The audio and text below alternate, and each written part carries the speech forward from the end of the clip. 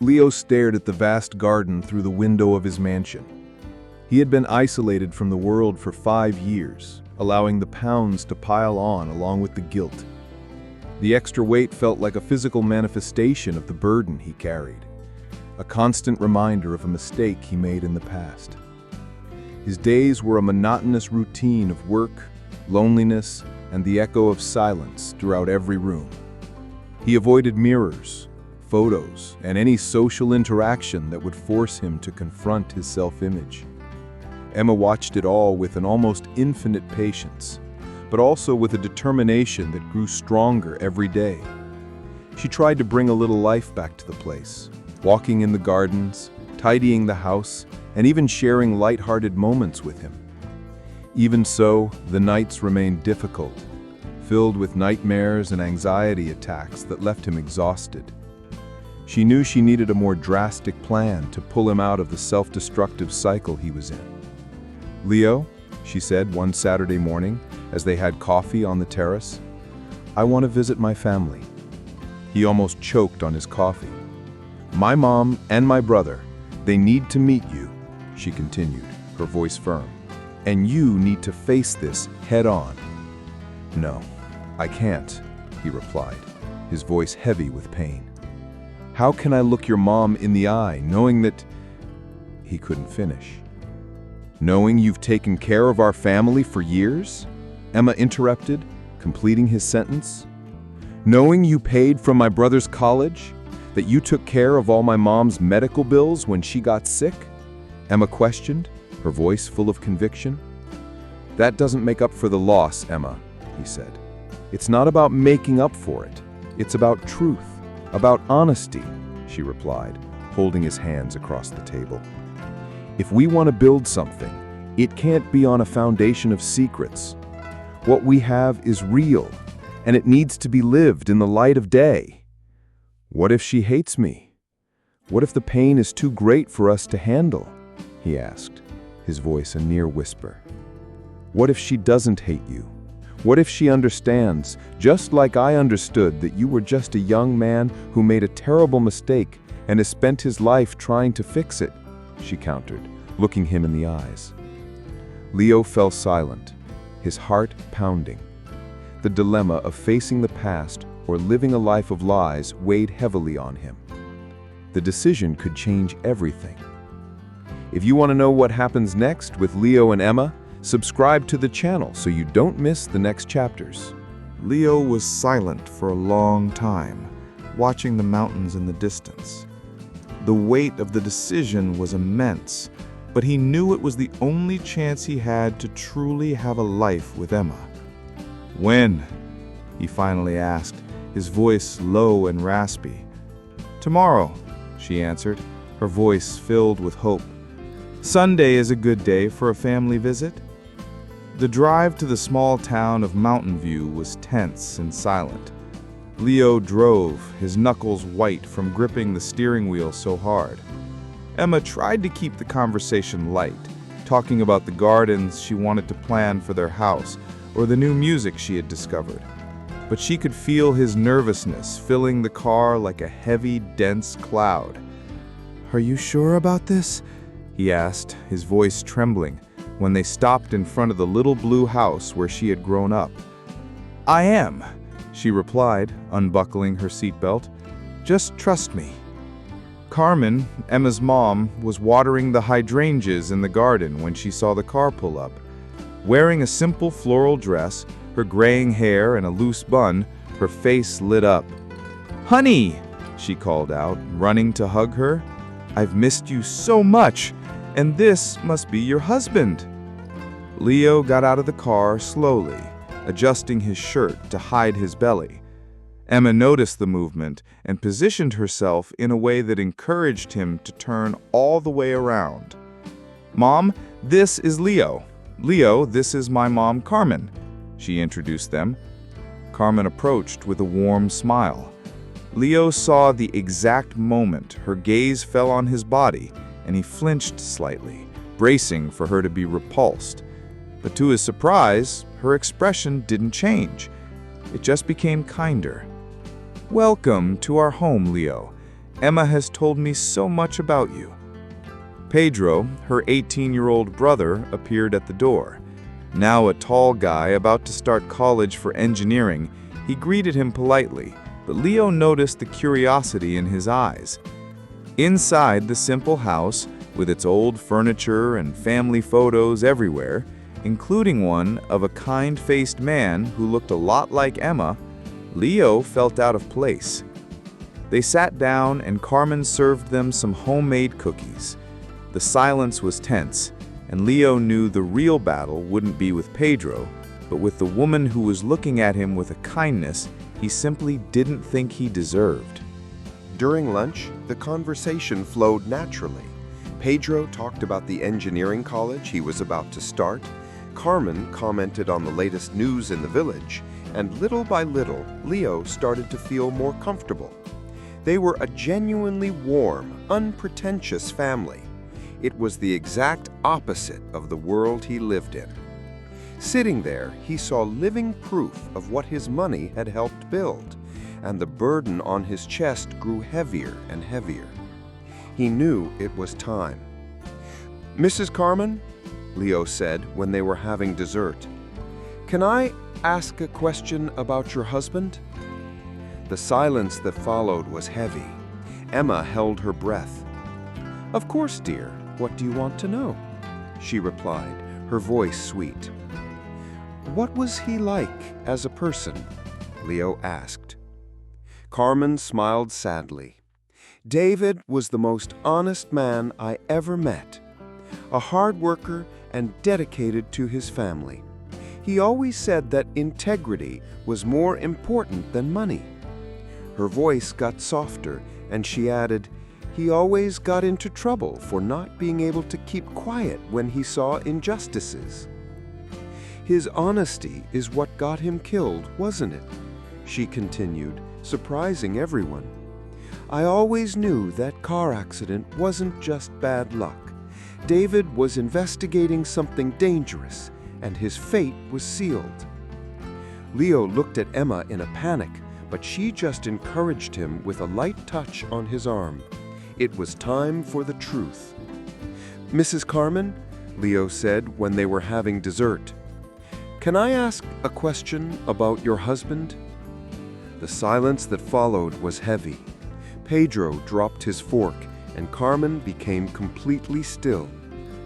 "You," Carmen whispered. "Yes, ma'am. Your husband had discovered a corruption scheme at my company. I was driving recklessly and lost control on a wet curve. The words came out with great difficulty. Your husband died because of me, and I've lived with that guilt every day since." Carmen watched him in silence for a long time. Leo couldn't look her in the eye, expecting hatred, but what he saw when he finally lifted his gaze was something he never would have expected. Carmen got up from the table and walked over to Leo. To everyone's astonishment, she knelt beside his chair and took his hands in hers. "Thank you," she said simply, her voice choked with emotion. Leo couldn't process it. "Thank you for trying to save my husband, for carrying this pain all on your own, for taking care of us even when you had no obligation to." She looked him in the eyes. "You've proven yourself to be an honorable man." Leo broke down in tears.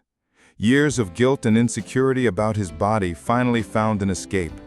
Carmen hugged him tightly, the way a mother would hug a wounded child, not caring about his size. The weight he had carried in his chest, a physical manifestation of his pain, seemed to lift. For the first time in a long time, he allowed himself to believe he might be forgiven and loved, not for a past mistake, but for who he was in the present. That moment of genuine forgiveness and acceptance from Carmen was a balm. Carmen's forgiveness was like a soothing balm for Leo's deepest wounds. In the weeks following the visit, he seemed like a completely different person. The nightmares decreased drastically, and he started to smile more often. For the first time in a long time, he began to speak about the future with hope, something Emma hadn't even dared to dream of. She watched his transformation with growing joy, but she also felt a subtle worry. He seemed to be trying too hard to make up for lost years, trying to be perfect for her, as if he still needed to prove that he deserved to be loved. "Leo," she said one afternoon as they walked through the garden, "you don't need to try so hard." "What are you talking about?" he asked, genuinely confused. "You're being overly kind, overly attentive, as if you're trying to pay a debt to me." Leo stopped walking, his expression shifting slightly. "That's not it," he replied, looking vulnerable. "I just want you to be happy." "I am happy," Emma said, sitting with him on the garden swing. "But I want you to be truly happy, not just relieved. I feel like you haven't completely forgiven yourself yet, have you?" He fell silent, the confirmation clear in his eyes. "It's a process, love. I can't just erase years of guilt overnight," he whispered. "I know, but I also know you're hiding behind gratitude, and that's stopping you from feeling other things, like desire." What would happen now that Emma had laid her cards on the table? The answer could change everything. Emma's words hit Leo like a punch to the gut. He realized, with a deep sense of fear, that Carmen's acceptance had only been the first step. Gratitude was easier than self-forgiveness, and he was using it as a crutch.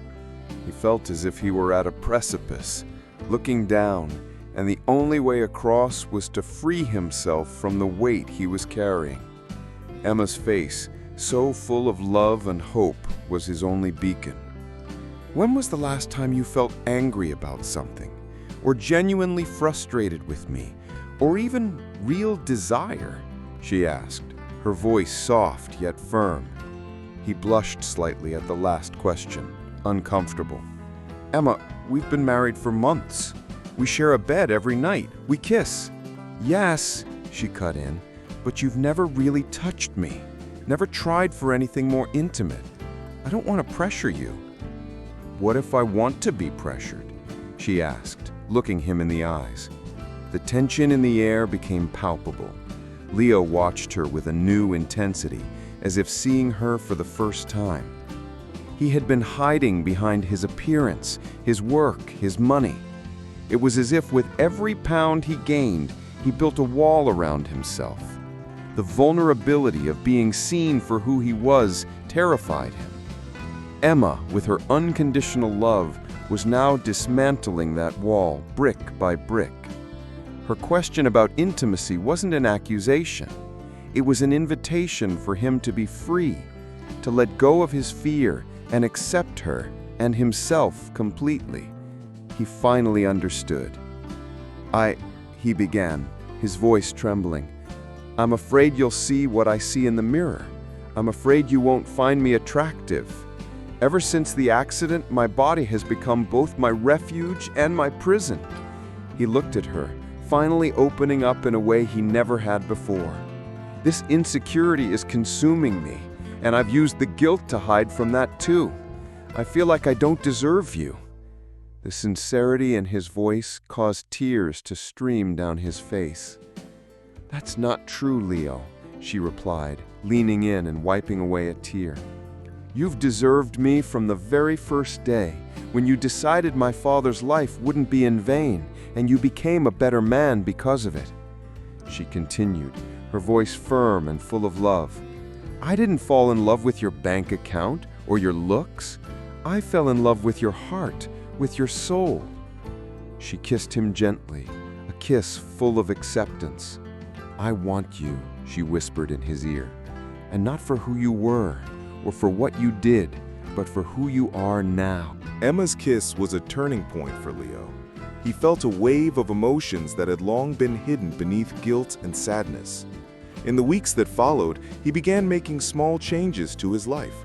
He hired a personal trainer and a nutritionist, not to fix his body, but to truly take care of himself.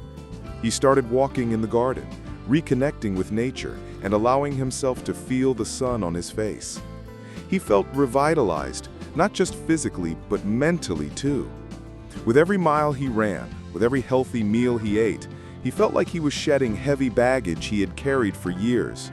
The reflection in the mirror began to change, not just in shape, but in expression as well.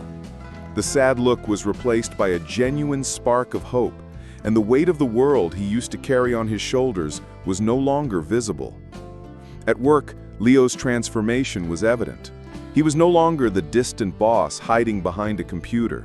He started joining meetings, interacting with his team, and leading with a new energy. One morning, he called Emma to his office. "I have an idea," he said, with an excitement she hadn't seen in years. "I want to use the company to create something that helps people, something that honors your father's memory." Together, they began to map out a plan to create the David Foundation, an organization dedicated to supporting struggling families and offering scholarships to talented young people. Leo and Emma became a strong team, united by a greater purpose. He felt more alive than ever. With every decision, with every plan, he felt that he was not only honoring David, but also building a legacy of love and redemption.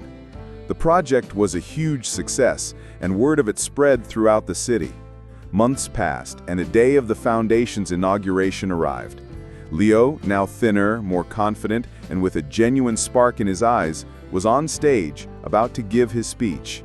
When he turned to see Emma and Carmen in the front row, smiling and applauding, he knew he had reached the end of a long journey.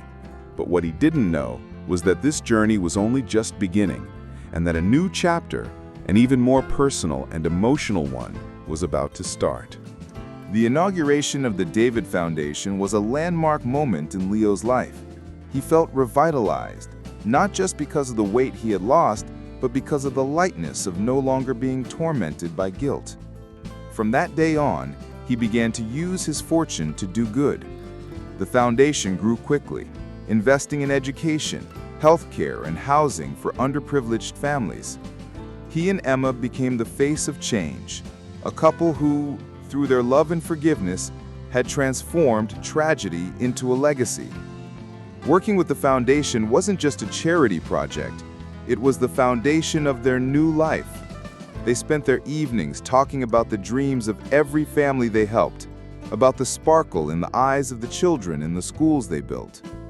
It was a different kind of love, a love they were building together, every day, with a shared purpose. One afternoon, as they were having dinner at home, Emma smiled at him. "You know, Leo," she began, "I think it's time for us to have our own family." Leo froze, his fork clattering onto his plate with a soft thud. His heart, which had been so heavy with guilt for so long, now beat with overwhelming joy. He got up from his chair, walked around the table, and knelt in front of her. "Yes," he said, his voice full of emotion. "Yes, 1,000 times yes." He was no longer the man insecure about his appearance. His greatest desire was to have a child with Emma. That moment sealed the certainty that the life they had built was real. The news that they were trying to conceive filled the house with a new energy. Every doctor's visit, every conversation about names in the baby's room, everything was celebrated with joy. Emma, with her soft and encouraging voice, told him that every step they took was a demonstration that love was more powerful than pain. And Leo believed her. He could finally see himself not as a victim of the past, but as a father, a husband, a man of hope. Months of anticipation mixed with the joy of living in the present, and every day, the certainty that they had made peace with the past grew stronger. Leo's journey from a bitter man to a person of light and hope had transformed him completely. But will life reward them with the happiness they so deserve? Or does destiny still have surprises in store for this couple? Months passed, and the long-awaited day arrived. The scene opens with Leo standing in the maternity ward, his heart pounding, but in a different way now, a happiness he had never felt before. The nurse placed a tiny bundle in his arms, and he held it with all the care in the world. It was a boy. He looked at Emma, who was tired but radiant in the bed, and tears of pure happiness streamed down his face. "Our son. He's beautiful, Leo," Emma whispered, her voice trembling. "What should we name him?" Leo looked at the tiny creature in his arms, and the answer came instantly. "David," he replied, his voice thick with emotion. "We're going to name him David." Emma smiled, and her own tears began to fall. It was the perfect name, a living promise that their love and forgiveness had created not just a family, but a legacy. Their life, once so heavy and full of secrets, was now a blank canvas, ready to be filled with new memories. Little David grew up surrounded by love. Leo and Emma became the embodiment of a love that had overcome pain, a forgiveness that had brought peace. The weight of his guilt was gone. His body was no longer a prison, but a happy, healthy home for the family he loved. There, in that hospital room, life felt complete. Leo's tears were no longer from pain, but from a deep sense of gratitude. He finally understood that forgiveness isn't just a gift you receive, but a light you carry with you. The story of David and Leo, the meeting of two souls in a dark fate, had been transformed into a journey of faith and new beginnings. It was a lesson for everyone. Redemption is always within our reach, as long as we have the courage to embrace it. And David's legacy wasn't the sadness the accident left behind, but the strength of a family that came together. What you've just witnessed is more than a story. It's a testament that love can heal, forgiveness can set you free, and hope can rise from the ashes. And if you enjoy this journey, if you felt Leo's pain and joy, don't forget to subscribe so you don't miss the next content.